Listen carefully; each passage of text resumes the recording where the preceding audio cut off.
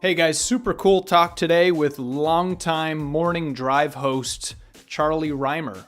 And just recently has left that post after over 10 years.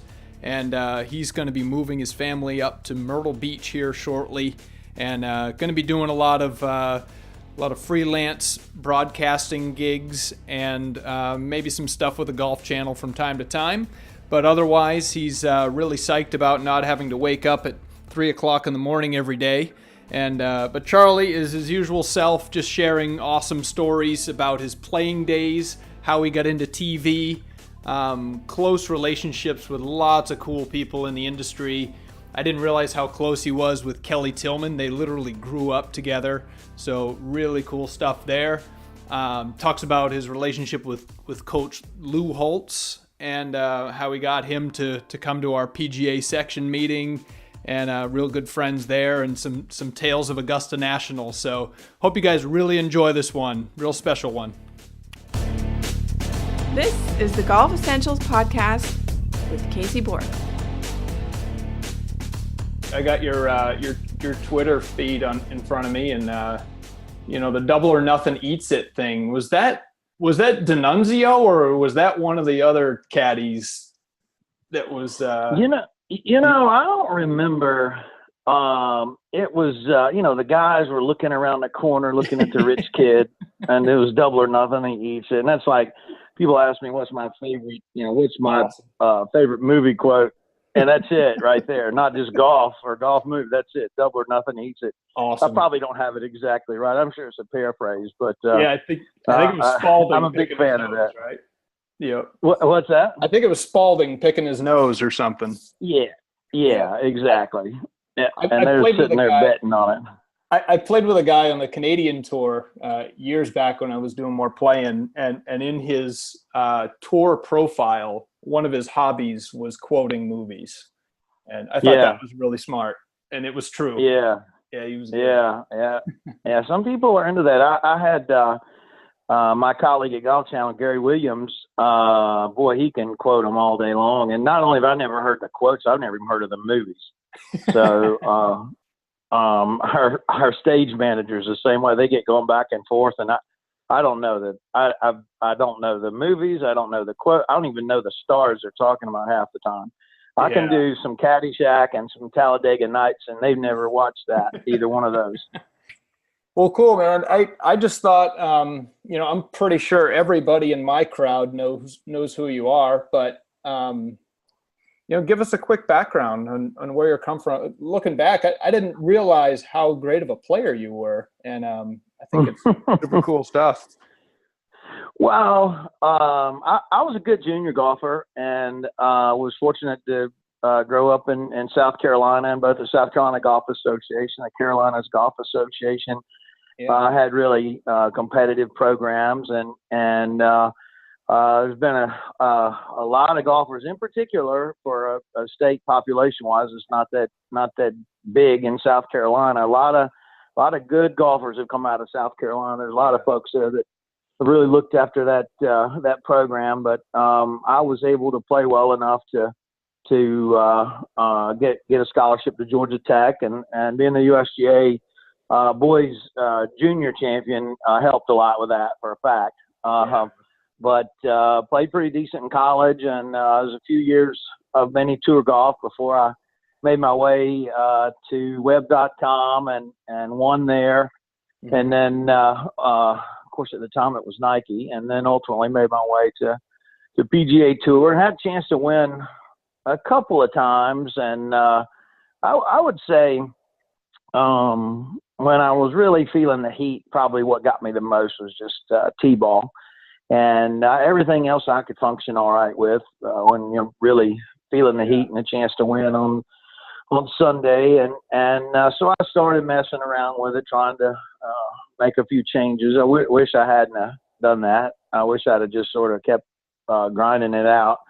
But, you live and you learn.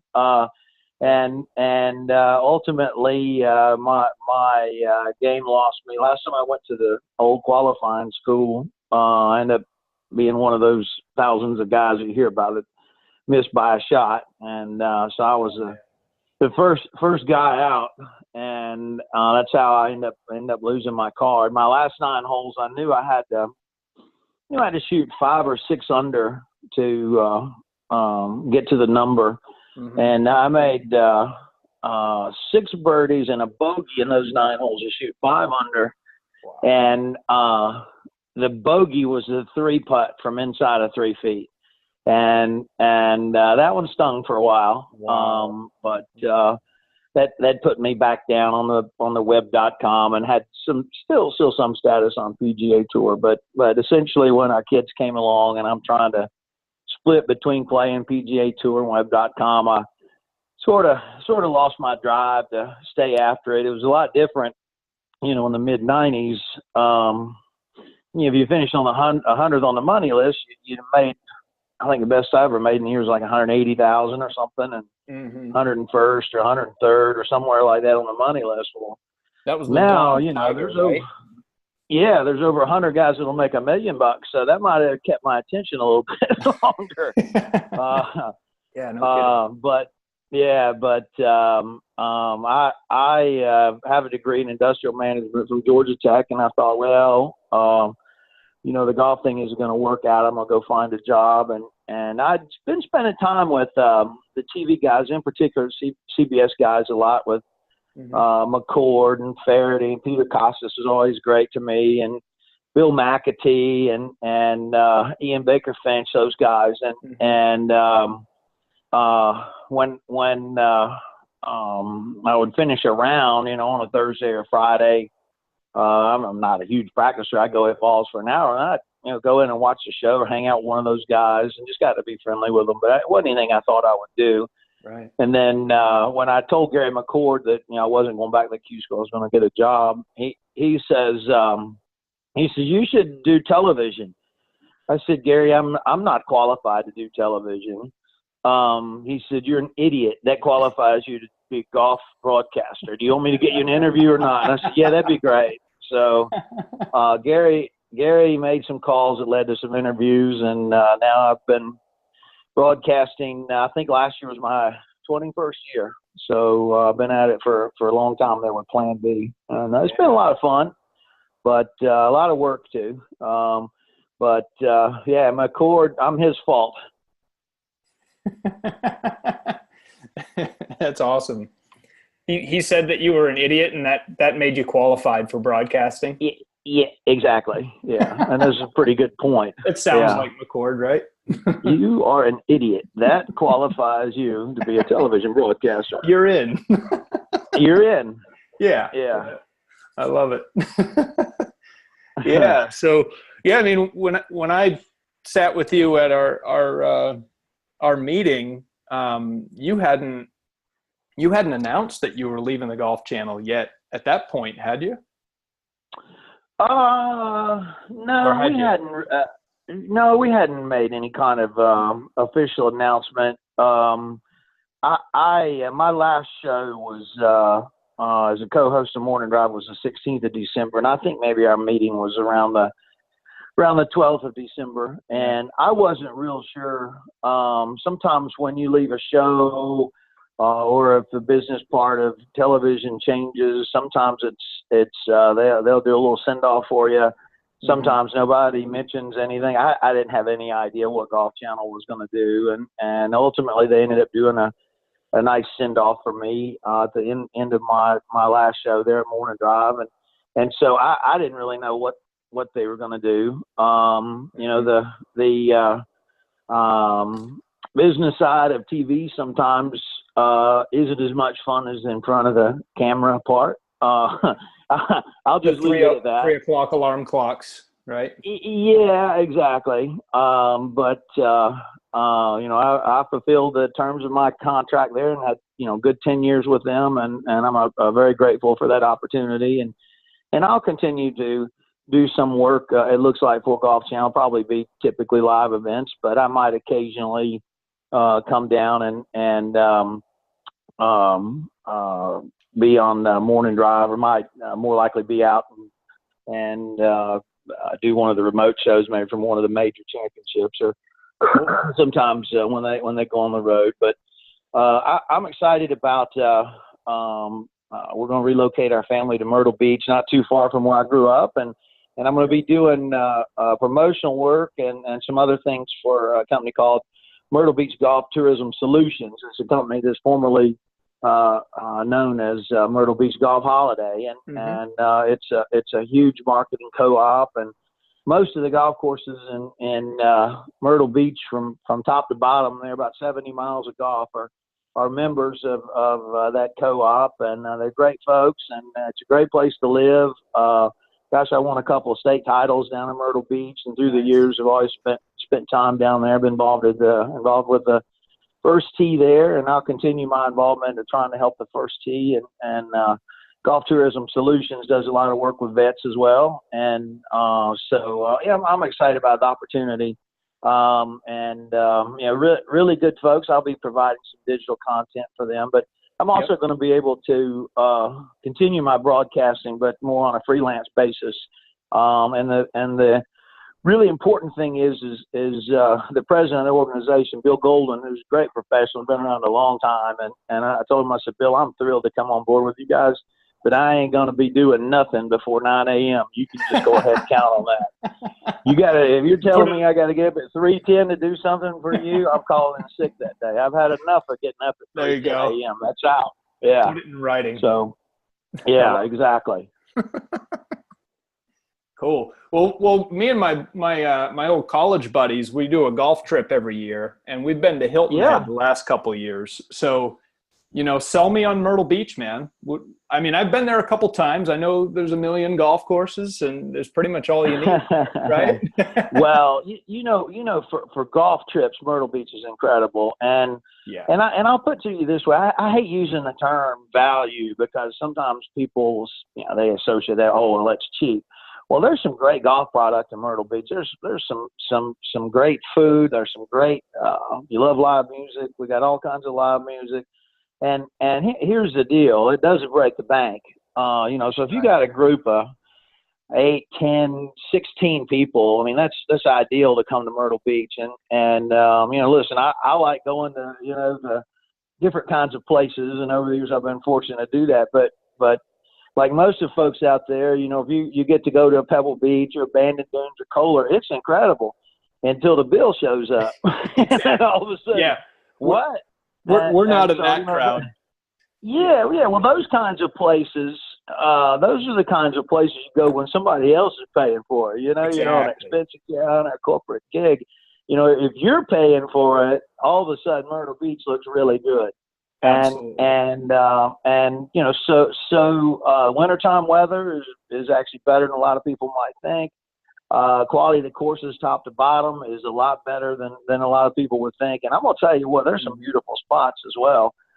You come to Myrtle Beach and, you go check out Caledonia. It's got one of the best entrances in the game, including Augusta National. And you ride down their road, and you got golf on your left and golf on your right, and you just can't wait to jump out of the car and get out and play.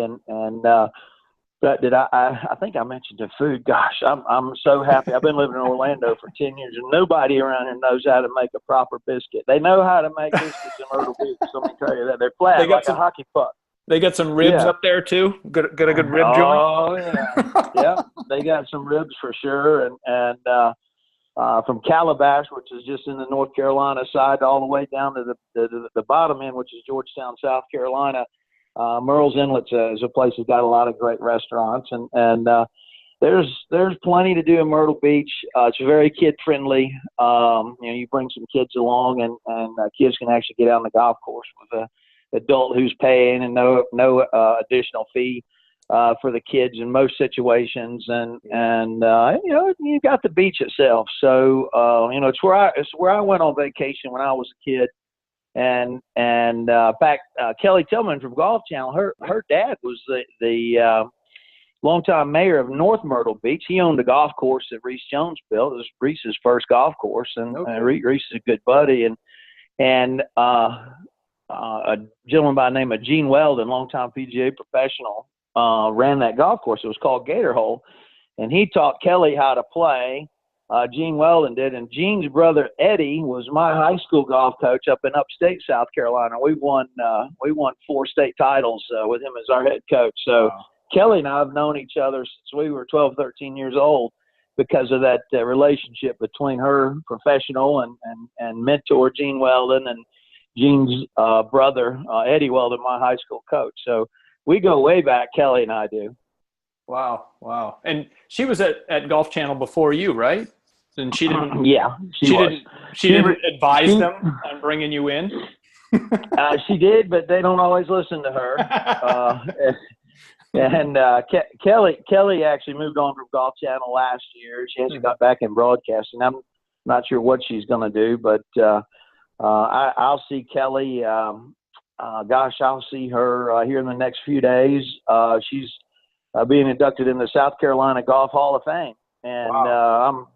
I'm very excited about that for Kelly. She's meant a lot to the world of golf, and the first female to do play-by-play in a major sport, and she's broken a lot of barriers, and she's a good player. She played at Duke, and so she's going to go in with Charles Warren into that South Carolina Golf Hall of Fame, and of course I beat her there. I got in a few years ago.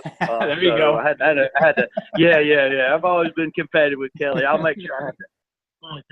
But no, Kelly has been amazing. But 2 products from South Carolina, went to school there that ended up being, Kelly certainly, maybe me a little bit influential in the world of golf. But whoever would have thought, when we were 12 and 13 years old, hitting balls on the old range there at the Gator Hole Golf Course in North Myrtle Beach, South Carolina, that we would be, among maybe 25 or 30 people in the world that broadcast this game for a living. Yeah, no kidding. In the same studio. Yep. Yeah. I obviously I don't know Kelly, but she sure seemed like a real master of her craft. Real pro. Just really, really good. Yeah. Well, any designs of teeing it up? I played 4 official starts on PGA Tour Champions in 2018, and that was probably the craziest thing I've ever tried to do because I hadn't played a competitive season since about 1998, and wasn't like I've been playing a ton of golf because I was pretty busy doing a morning show about 10 or 11 days a week. Is what it seemed like, and I had just enough ego to think, hey, I can hit some balls and go out and play with the buddies a little bit, and then figure out how to get around the golf course again. And it didn't quite work out that way. But what's interesting is not long after my last start, which was at Pebble Beach and the Pure Insurance, I've sort of had a few things click, and finally have started to play a little bit better. And I'm glad I went through that. In about 18 months, I wore out a solid 2 sets of irons, hitting balls, trying to figure out how to play again. But the whole process sort of reattached me to the game, and I'm to the point where I can get out and play and enjoy it, and every now and then get a hot round going. Yeah, definitely. And golf's enjoyable to me again, and I wish I'd have had a decent round or 2 last year when I was playing PGA Tour Champions, but I'm fortunate to be able to be a member. I played just well enough to have some sort of status. So I'm what you call an associate member, so I can get out and do all the Monday qualifying I want, or try and compete to get a sponsor exemption. That's how I played some last year, and I could have picked up a few more, but I wasn't really playing well enough, and there were some guys that needed some spots, and I didn't really want to knock guys out, but at the same time, I wanted to, give myself an opportunity. And when you take one of those spots, you play all the pro-ams, and if you're somebody like me, you're emceeing the dinners and hanging out with the folks, and you're sort of working for your supper. So it's not like they give you a spot and don't ask anything of you, which is fine.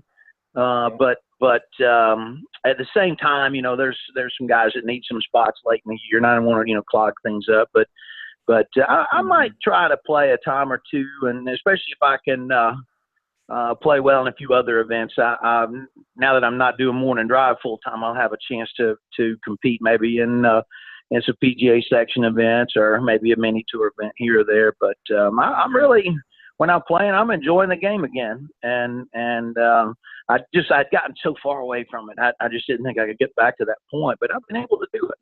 Yeah, awesome. Yeah, a little extra time on your hands will go a long way, Yeah, absolutely. Yeah. So are you so you are the vice president of the North Florida section, but you'll be transferring up to South Carolina, right?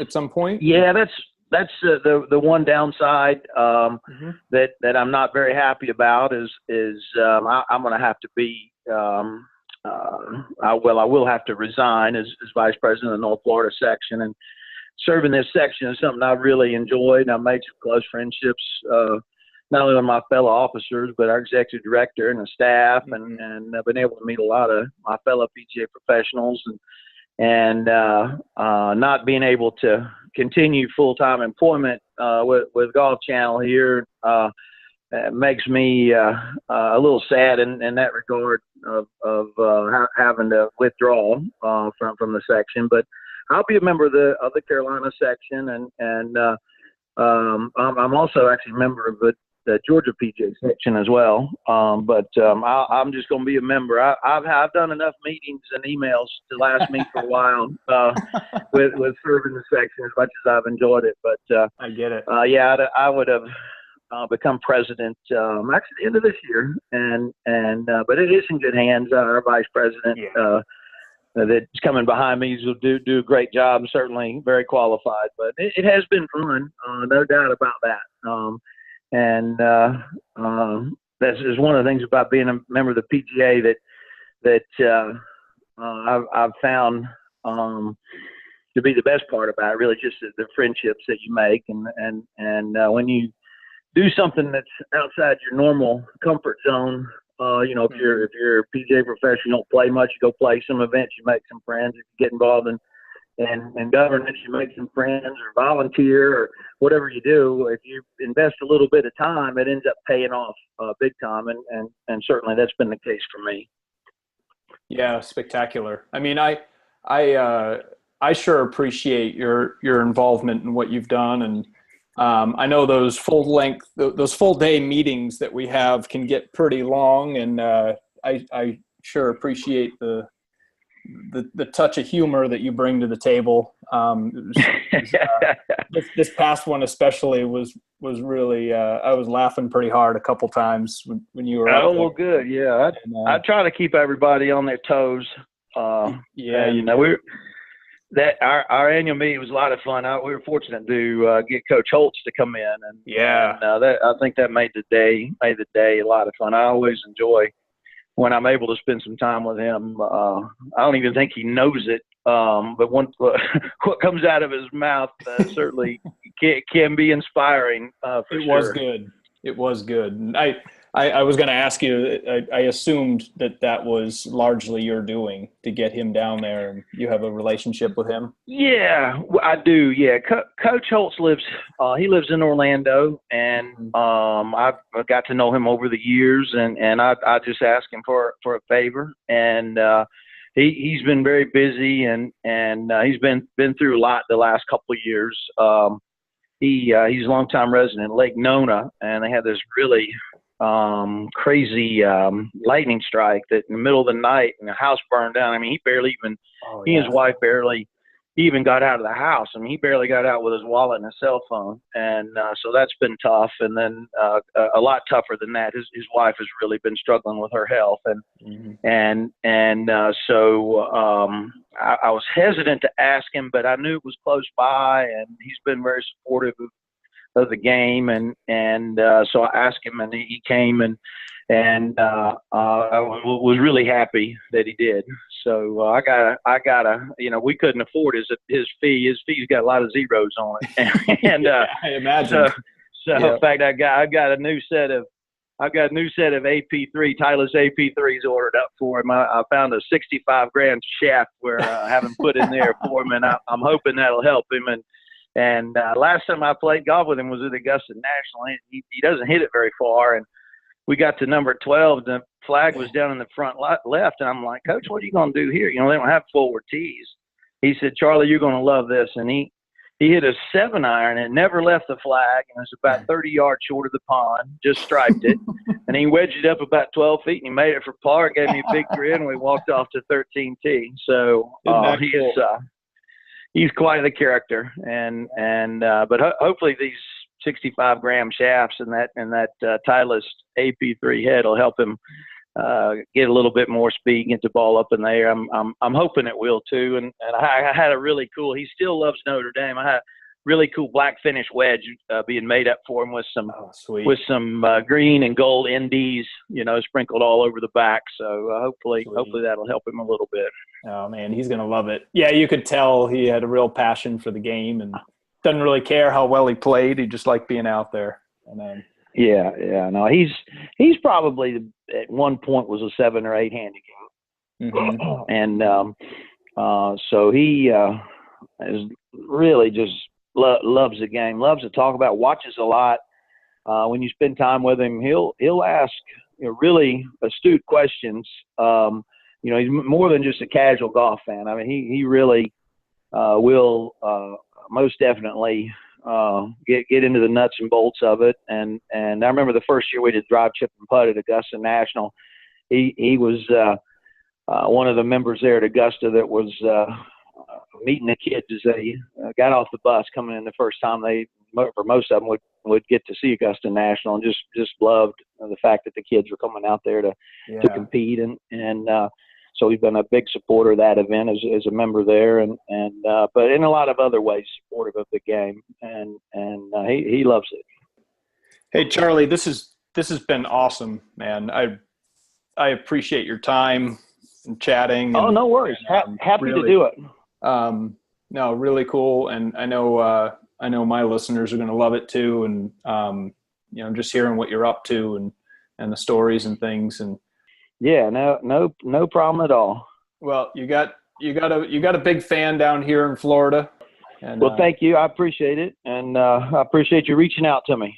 Yeah, Charlie, thanks a lot, and you're a great ambassador to the game, and I really appreciate it all. Thank you. Hey guys, hope you enjoyed that chat with Charlie. He's such a great guy, does a ton of stuff with golf, and I really enjoyed hearing about his career, how he got into TV, dealing with guys like Gary McCord, and growing up with Kelly Tilghman, and relationships with people like Lou Holtz. I thought it was super cool. Hope you guys got some value, some entertainment out of that. Hey, if you like the podcast, you want to hear about certain topics, hit me up on social, or you can email me directly through my website. If you like it enough, share it with your friends. Go ahead and subscribe on whatever social or whatever podcast platform that you're on. If you subscribe on Apple Podcasts, you're going to get notifications every day when new episodes are coming out, and you can keep up with it. So really appreciate you following. And by the way, Charlie is probably one of the best Twitter follows out there. I think there's always some funny stuff coming out of his profile. So hope you guys got some real value entertainment out of that. Enjoyed it, guys.